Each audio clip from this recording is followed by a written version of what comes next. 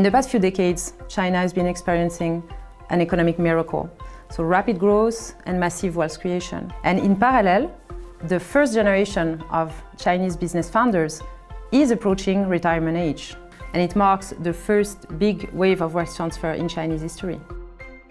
They have a generational complex here, and there is a bit of generational differences in how to handle business, how to handle wealth. The older generation, when they understand wealth, they believe in accumulation, meaning that money is accumulated steadily and in a very stable manner. But younger generation, on the other hand, is a bit different. They are more willing to take risk, and they are very much into strategic planning as well. The foundation for the family business is based on reputation and on face value, and also on the existing network. So to completely get rid of that will be very, very irrational.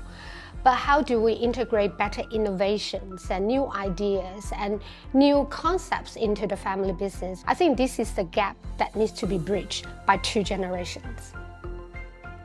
There are specificities in Chinese family dynamics that add complexity to this topic. So for example, the one-child policy, which was in place until 2016, reduces the diversity of succession models. In the 1980s, with the beginning of the one-child policy, you began to see China's demographic pyramid inverting to what you have today: 4 grandparents, 2 parents, 1 child. This youngest generation is at the bottom of that demographic pyramid. Imagine that demographic pyramid like a funnel. It's a funnel for attention, it's a funnel for resources. It's also a funnel for pressure. And so this younger generation has had more opportunity than any other generation in Chinese history probably, but they also have more pressure and expectation that comes with that. In the second and third generation that is now inheriting this wealth, they've been educated abroad. They've met with global advisors. They have a much more mature attitude towards wealth and wealth stewardship. Over the next 10 to 20 years, we should expect a rapid increase in sophistication of family wealth here in China.